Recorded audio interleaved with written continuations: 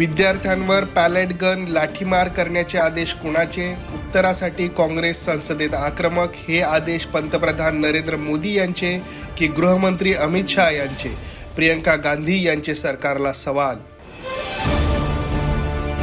नीट paper फुटी प्रकरणात राज्यात विद्यार्थ्यांवर गंभीर गुन्हे नाहीत.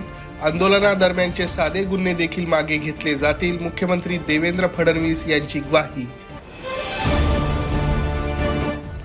नीटची परीक्षा वर्षभरातून एकदाच का?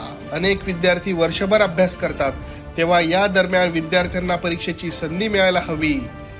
खासदार डॉक्टर श्रीकांत शिंदे यांची संसदेत माहिती. जेनजीच्या विद्यार्थ्यांना कंगना राणावत म्हणाल्या गटार छाप. भाजपाच्या खासदार अभिनेत्री कंगना राणावत यांची जीभ घसरली.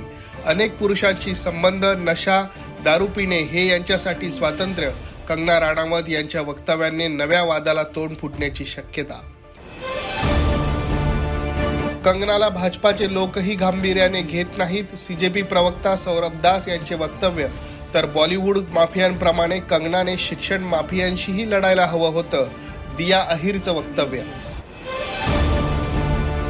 शरद पवार आणि प्रफुल्ल पटेल यांची पुन्हा भेट. राष्ट्रवादीच्या विलिनीकरणाच्या चर्चेला पुन्हा बळ. शरद पवार यांची राष्ट्रवादी एनडीएच्या वाटेवर असल्याची चर्चा. तर दुसरीकडे भाजपा आणि राष्ट्रवादी शरद पवार यांच्या एकत्र येण्याचा काही संबंध नाही. शरद पवार यांचं स्पष्टीकरण. त्याचबरोबर पंतप्रधान नरेंद्र मोदी यांना बारामतीला येण्याचं शरद पवार यांच्याकडून आमंत्रण. विदर्भातील पुढील 78 तासात मुसळधार ते अतिमुसळधार पावसाची शक्यता. भंडारा, गोंदिया, चंद्रपूर जिल्ह्यांनाही अतिवृष्टीचा इशारा. तर नागपूरला ऑरेंज अलर्ट जारी. शेतकऱ्यांना थोडा त्रास झाला तरी चालेल, पण उद्योजकांना विजेचा तुटवडा अजिबात व्हायला नको. पाणी पुरवठा मंत्री गुलाबराव पाटील यांच्या वक्तव्याने नव्या वादाला सुरुवात. पंतप्रधान नरेंद्र मोदी यांना कॅमेऱ्याचा नाही तर हृदयाचा अँगल बदलण्याची गरज. नरेंद्र मोदी यांनी त्यांचा सल्लागार देखील बदलावा. काँग्रेस खासदार प्रियंका गांधी यांच्याकडून संसदेत नरेंद्र मोदी यांच्यावर टीका. शालेय आयडी घोटाळ्यातील आतापर्यंतची सर्वात मोठी कारवाई. भाजपा पदाधिकारी संजय गरुड यांना अटक.